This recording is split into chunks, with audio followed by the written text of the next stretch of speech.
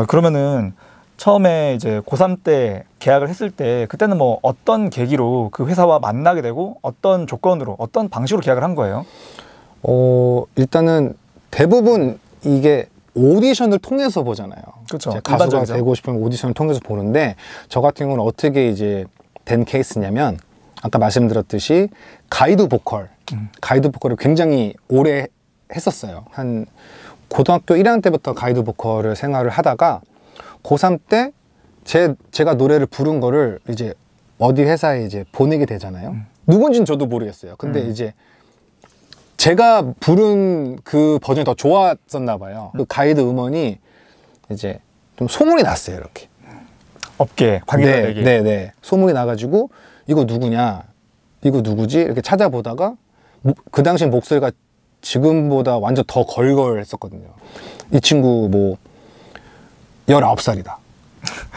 이런 목소리지만 사실 고3이다. 네, 거의 한 40대 목소리였는데 고3이다. 그래서 이게 반대가 된 케이스죠. 제가 찾아간 게 아니라 여러 회사에서 저를 찾아오셨었어요.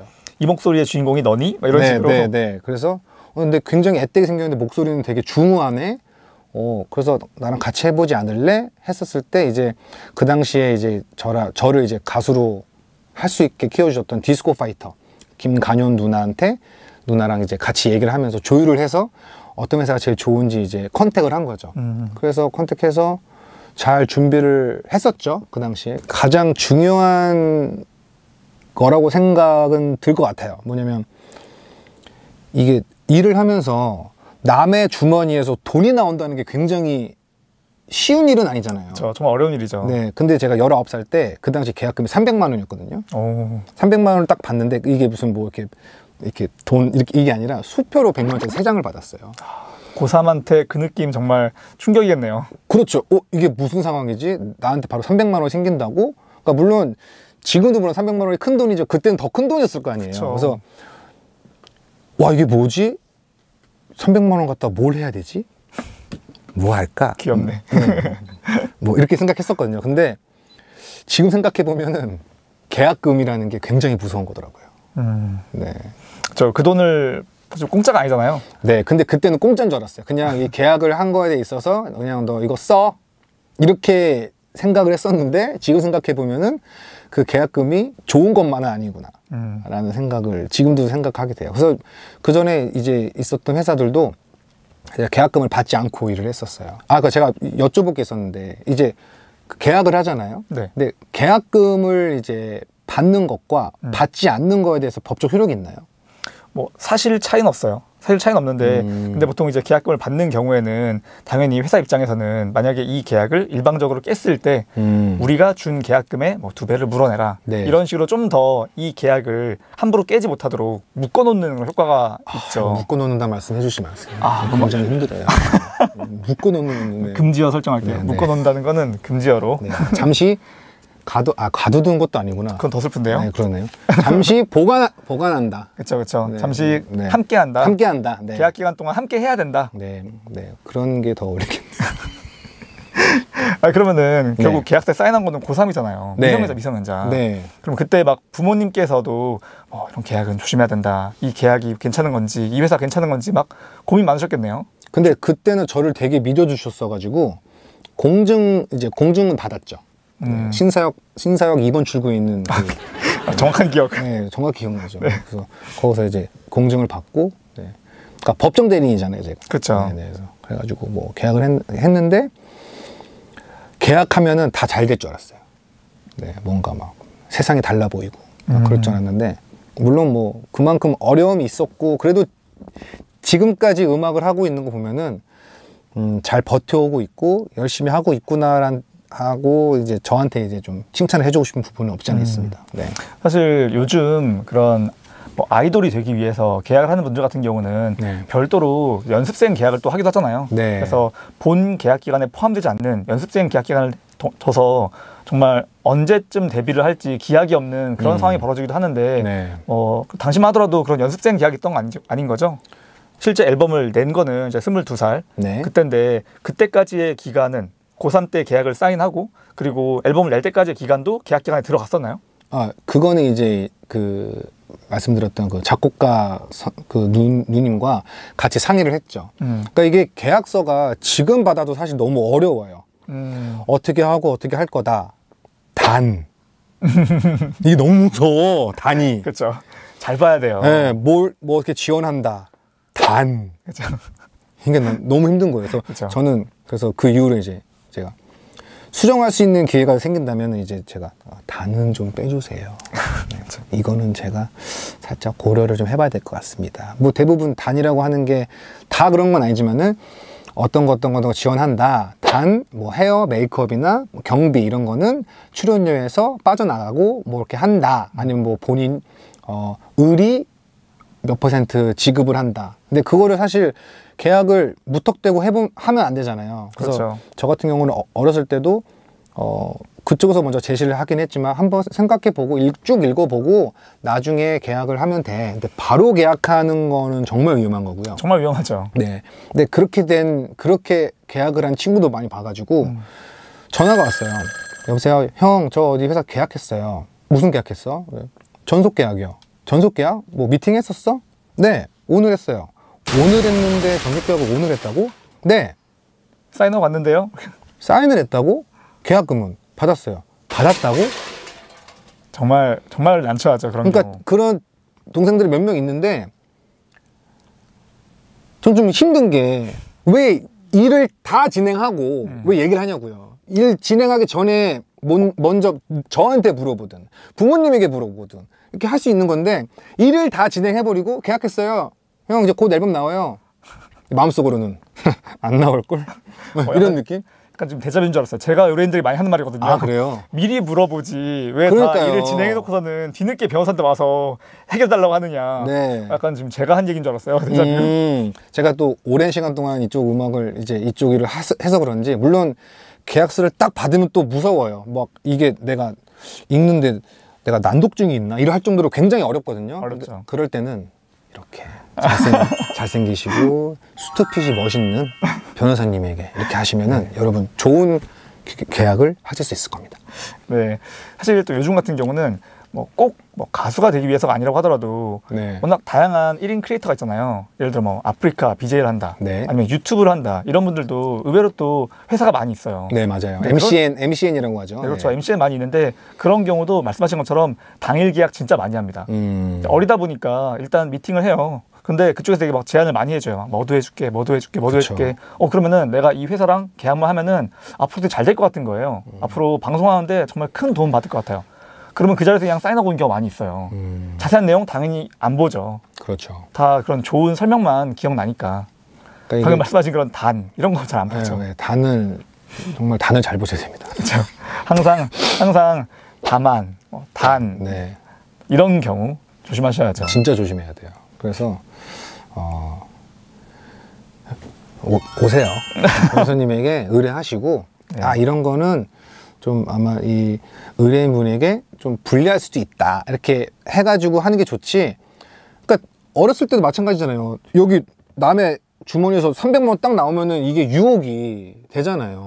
그렇죠. 정말 큰 돈이죠. 더군다나 더 어렸는데 그래서 정말 잘해야 돼요. 계약을 정말 잘해야 돼요. 사실 그러면은 그 방송 이제 계약을 하게 되는 그런 과정 자체가 일반적인 그런 남들 다 하는 것처럼 정말 치열한 오디션을 거치고 이런 건 그럼 안 했던 건가요? 네, 그건 아니었고 이제 몇몇 회사분들이 오셔서 미팅을 하시고 이제 그분들도 서로 경쟁을 했겠죠. 그쵸. 우리가 이렇게 해주겠다. 좀 더 좋은 제안을 하려고 하고. 이렇게 해주겠다. 그래서 거기서 제일 좋은 조건이라고 말하긴 뭐하지만 그런 부분이 있는 회사랑 계약을 했죠. 그래서 이제 제가 1집이 나온 거고요. 그러면은 지금 작업하고 있는 곡들 대부분 다 직접 만들고 직접 쓰시는 그런 노래들인가요? 요즘엔 이제 콜라보레이션을 하는데 이제 정말 이제 협업의 시대가 왔어요. 그러니까 물론 저도 비트를 만들고 곡을 쓰고 가사를 붙이긴 하지만 제가 제일 잘할 수 있는 거는 이제 흔히 말해서 탑라인, 탑라이너라는 또 직업이 있거든요. 그러니까 이제 기존에 어떤 MR이 있으면은 거기에 노랫말 이제 그 멜로디를 붙이는 사람을 탑라이너라고 해요. 일반적으로 탑라이너들은 그거 제가 이제 통계를 내본 적은 없는데 대부분 이제 비트 메이킹을 하시는 분들보다 많이 현저히 좀 떨어지긴 하죠. 근데 왜냐면 각각의 이제 그런 뭐 전문 분야? 네, 분야가 있다 보니까 네.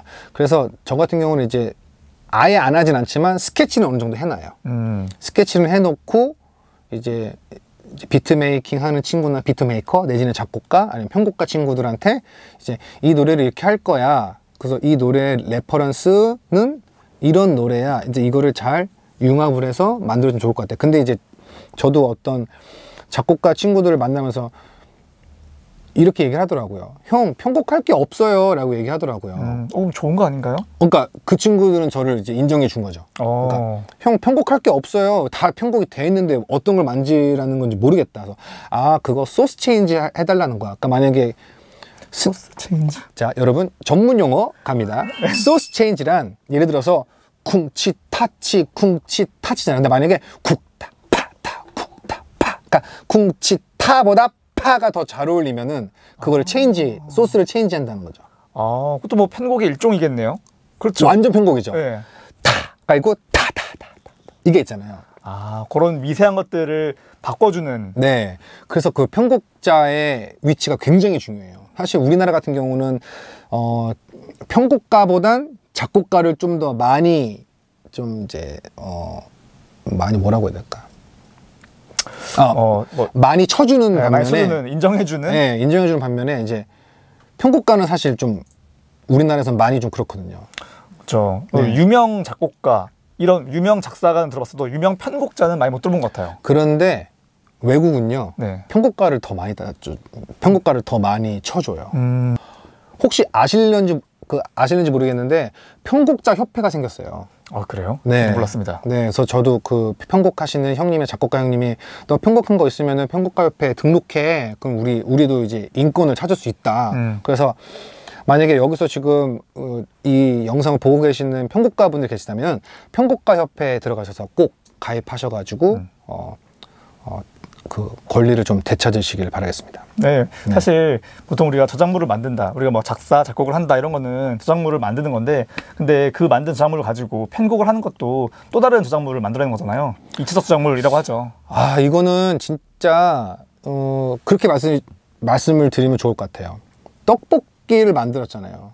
맛있잖아요. 그러니까 그게 떡볶이예요. 이게 작곡은 떡볶이라고 하면은 떡볶이의 플레이팅이나 파슬리? 그러니까 파슬리 그리고 양념들 그리고 후추 조금 그러니까 후추를 넣은 것과 안 넣은 것과 차이가 많이 나잖아요. 그렇죠. 그러니까 그런 것 같아요. 그러니까 청양고추 딱 한 3송이 딱 들어가면 야 이게 바로 이게 떡볶이다. 활용정정 같은 느낌으로 맛있는데 더 맛있게 해주는 양념이 저는 편곡이라 생각하는데 그 양념이 없으면 사실 노막이 나올 수가 없죠. 그렇죠. 그러면 지금 편곡가 협회에 속되어 계신가요? 그럼요. 당연하죠. 그런가요? 네, 그래서 지금 많은 분들에게 전파하고 있어요. 네, 아직 협회가 좀 작다고 좀 얘기를 들어가지고 많은 분들이 좀 가입해 줬으면 좋겠어요. 한 번이라도 편곡한 이력이 있으시면은 가입하실 수 있습니다. 좋습니다. 한국 음악 저작권 협회, 보통 우리가 음저협회라 그러는데 콤카라고 하죠. 모든 창작물을 만드는 그런 저작권자들이 등록을 하고 자기 저작물을 등록하는 곳인데 한번 검색을 해봤어요. 네. 검색해봤는데 일단 뭐 딴 걸로는 검색 안 해봤고 그냥 이제 더 레이 검색해봤는데 27개의 그런 곡이 조회되더라고요. 맞나요? 네. 뭐 아시는 분들은 아시겠지만 사실 저작물 이라고 하는 거는 그냥 내가 만드는 순간 저작물이 되는 거고 내가 저작권자인 거예요. 근데 그걸 이제 내 거다라는 거를 남들한테 알리기 위해서 등록을 하는 것 뿐이죠. 그렇죠. 네, 이미 지금 27곡 등록되어 있는 저작물 외에도 수많은 곡들이 저기서 지금 구워지고 있다. 구워져 있다. 알고 계시면 되겠습니다. 네. 그리고 그 27곡에 대해서 이제 권리를 갖고 있는 거기 때문에 누군가가 쓸 수도 있잖아요, 그 노래를. 그렇죠. 네, 그런 거에 대해서 이제 보호를 받고 있으니까 그것도 되게 좋은 것 같아요. 네, 더레이 씨의 2집 정규 앨범. 네. 이게 CD로 제작이 돼 있거든요. 2019년에 발매한 2집 앨범이죠. 생각해보면 또 전체 작사, 작곡, 편곡도 제가 다 참여를 했고. 그렇죠. 대단하죠, 사실. 프로듀서 바이 더레이가 이제 말이 안 되는 거죠, 저한테는. 그러니까 내가 만든 노래들로 심지어 내가 프로듀싱까지 해가지고 만든 정규 앨범. 네. 그래서 저한테는 이게 굉장히 값진 선물이에요. 네. 그래서 그냥 생각이 든 건데 그 구독자분들의 한 분을 추첨해서 네. 제가 이 CD를 선물 드리는 게 어떨까요? 아, 정말 감사합니다. 사인도 해주시나요? 아, 그럼요. 아, 좋습니다. 자세한 내용은 밑에 있는 더보기를 참고해 주십시오.